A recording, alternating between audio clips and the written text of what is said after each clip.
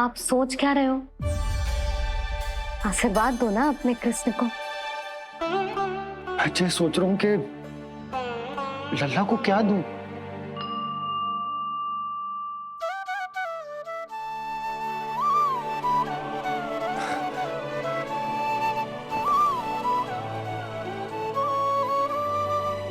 लल्ला,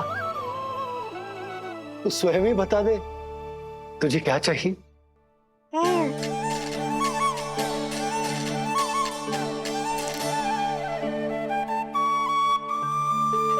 देखो जी, लल्ला ने ही आपकी उलझन समाप्त कर दी।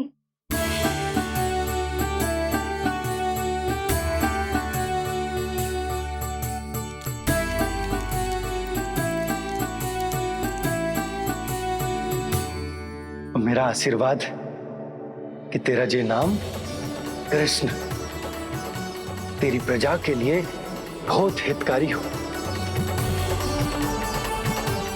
गुरुवर, आप भी इसे आशीर्वाद दें। जिनके आशीर्वाद से ये पूरा संसार संचालित होता है, उन्हें मैं क्या आशीर्वाद दूं?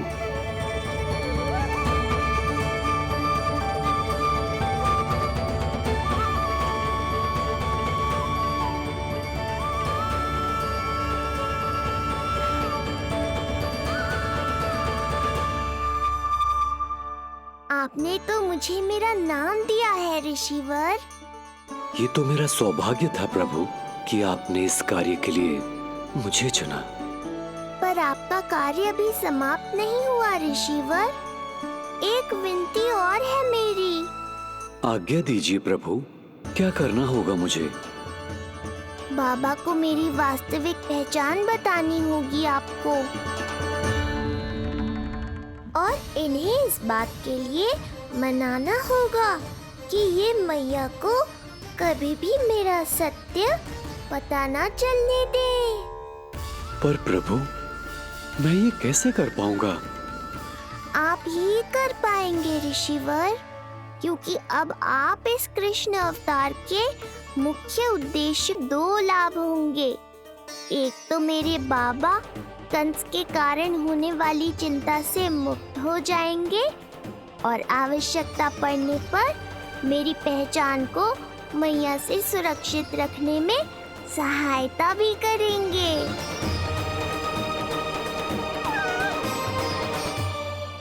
नंदराज, अब बलराम और कृष्ण दोनों को भूख लग गई होगी।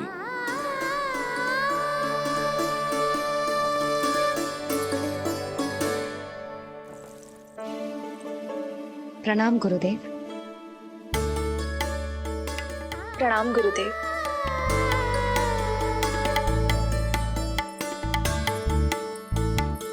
गुरुदेव, अब आप भी विश्राम कर लीजिए। नहीं नंदराज, मुझे शीघ्र ही मथुरा पहुंचना है। राजा वासुदेव और रानी देवकी मेरी प्रतीक्षा कर रहे होंगे। पर इससे पहले कि मैं जाऊं, मुझे आपको कुछ बताना है।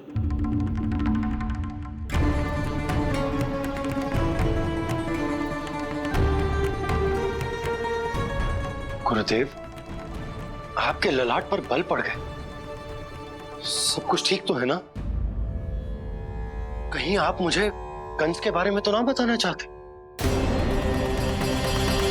गुरुदेव, मैं जानता हूं कि कंस नवजात शिशुओं की हत्या करवा रहा है।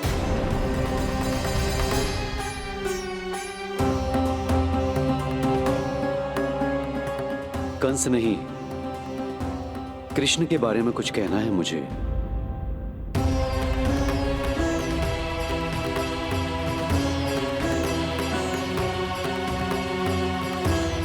बताइए गुरुवर। मैं एक ऐसा सत्य बताने जा रहा हूं नंदराज, जो है तो वरदान, पर उसे स्वीकारना आपके लिए बहुत कठिन होगा। गुरुदेव, आप जो कह रहे हैं वो मैं समझ ना पा रहा हूं। बताइए ना।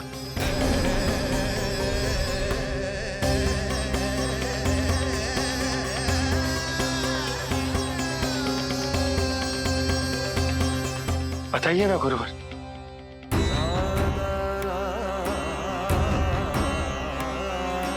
सत्य ये है नंदराज,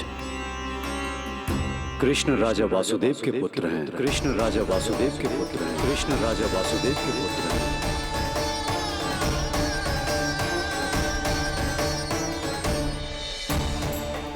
और वो कोई साधारण बालक नहीं है, स्वयं श्री हरि विष्णु के अवतार हैं। और वो कोई साधारण बालक नहीं है, स्वयं श्री हरि विष्णु के अवतार हैं।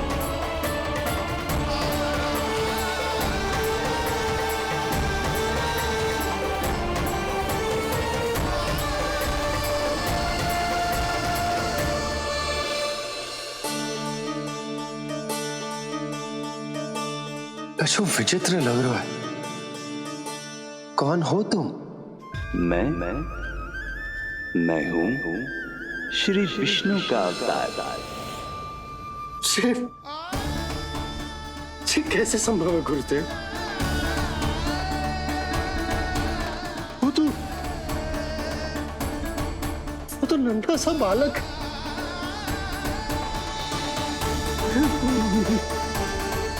वो श्री नारायण का अवतार कैसे हो सकता है? और गुरुदेव, आप ये सोच भी कैसे सकते हैं कि वो मेरा लल्ला वसुदेव भैया का पुत्र है? यही सत्य है नंदराज, पिछले जन्म में मिले वरदान का फल है ये।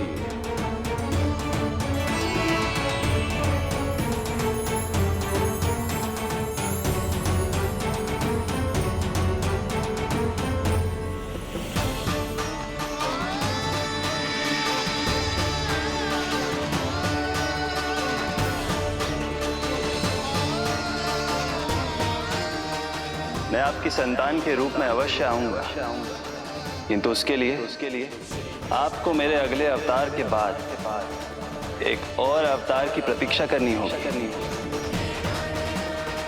क्योंकि अगले जन्म के लिए मैं पहले ही ये वरदान माता देवकी को दे चुका हूं। इस समय मैं विवश हूं, किंतु मैं आपको वचन देता हूं, आपकी संतान बनकर अवश्य आऊंगा, अवश्य आऊंगा। प्रभु, श्री हरि को अपने सामने देखकर मेरी व्याकुलता का बांध टूट गया है। 2 जन्म बहुत बड़ा समय होता है स्वामी। अपने पुत्र के रूप में हरि को गोद में खिलाने के लिए अब मैं और 2 जन्मों तक प्रतीक्षा नहीं कर सकती। धरा!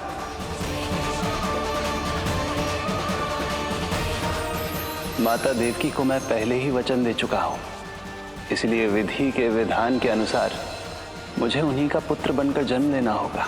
किंतु आपकी आतुरता का अनुभव करने के बाद अब मैं भी आपका स्नेह पाने से स्वयं को और वंचित नहीं रख सकता। ये जो भी हो रहा है प्रभु की ही लीला है। कृष्ण के जन्म के तुरंत बाद भगवान विष्णु के आदेश पर वासुदेव जी के यहां आना पड़ा और आपकी और रानी यशोदा की पुत्री को अपने पुत्र के साथ बदलना पड़ा और इस तरह कृष्ण आपके और रानी यशोदा के पुत्र बन गए।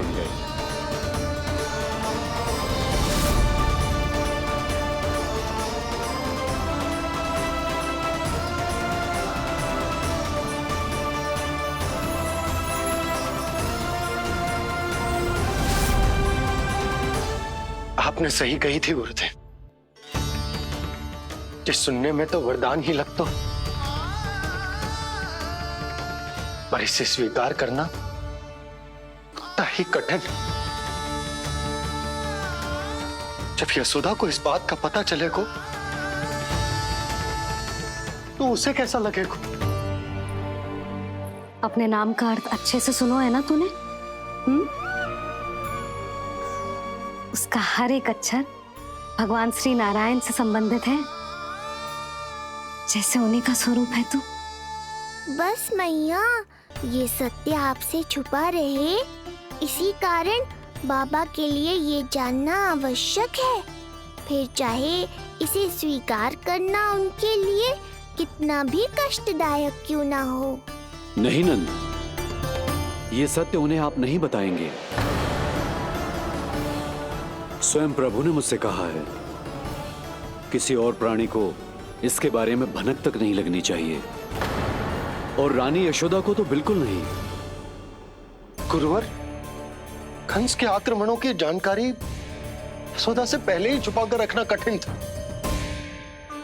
अब इतना बड़ा सत्य मैं यशोदा से कैसे छुपाऊंगा? आपको छुपाना ही होगा नंदराज, यही प्रभु की इच्छा है।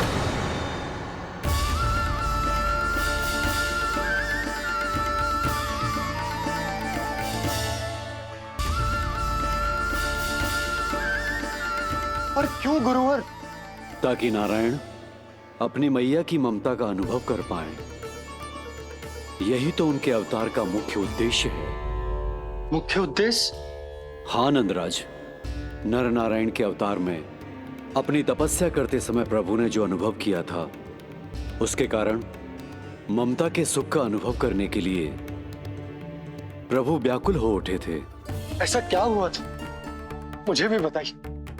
हो सकता है ये बात इस सत्य को स्वीकार करने में मेरी सहायता करे। बहुत समय पहले की बात है।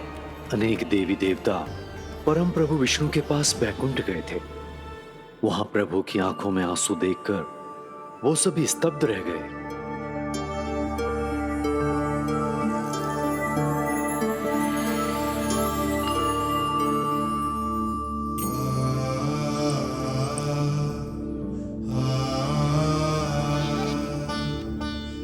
प्रभु, आपकी आंखों में आंसू?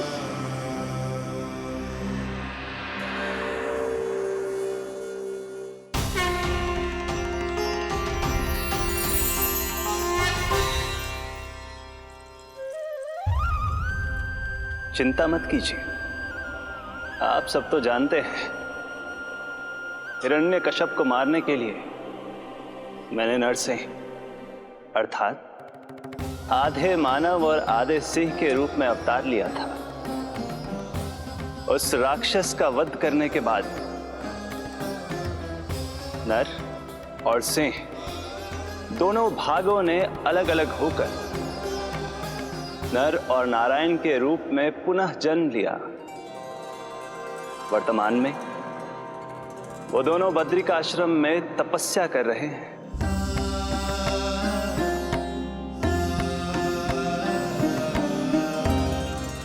आज उन दोनों ने कुछ ऐसा देखा जिसने मुझे भी भावुक कर दिया।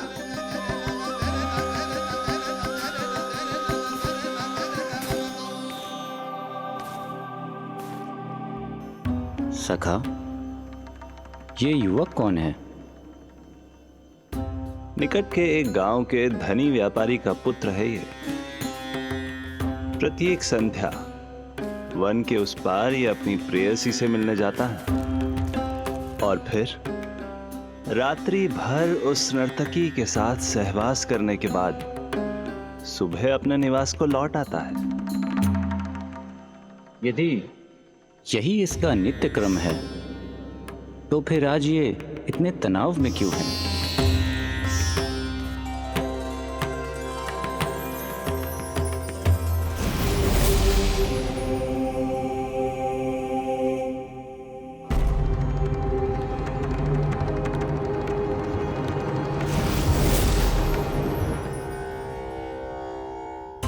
कल रात्रि प्रेम क्रिया के मध्य उस नर्तकी ने इससे पूछा, ये सबसे अधिक प्रेम किससे करता है? जब इसने कहा तुमसे, तो वो बोली, तुम्हें अपने प्रेम को सिद्ध करना होगा। अपनी मां के हृदय को उसके तन से अलग कर मुझे सौंपना होगा। मां का हृदय? क्या हुआ प्रभु? वो लाया अपनी मां का हृदय? ये जिज्ञासा यक्ष प्रश्न बनकर पूरे दिन नर और नारायण के मस्तिष्क में कौंधती रही। उन्होंने संध्या होने तक वहीं नदी किनारे प्रतीक्षा करने का निर्णय लिया ताकि वो ये जान सके कि क्या वो युवक अपनी क्रूर प्रेयसी को छोड़ेगा या वासना में अंधा होकर अपनी ही माता की हत्या करने का जघन्य अपराध करेगा। अब उसके वन पार करने का समय बीत चुका है। युवक ने विवेक का परिचय दिया है सखा। हे प्रभु, आपका कोटि कोटि धन्यवाद।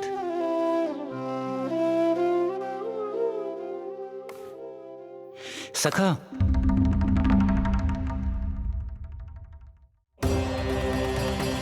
सखा मुझे बताओ, जो अकल्पनीय था कहीं वो घट तो नहीं गया?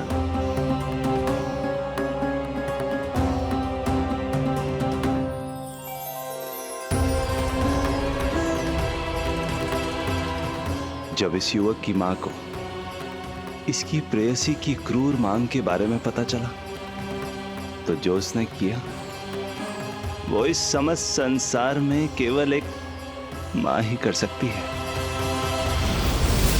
बस इतनी सी बात?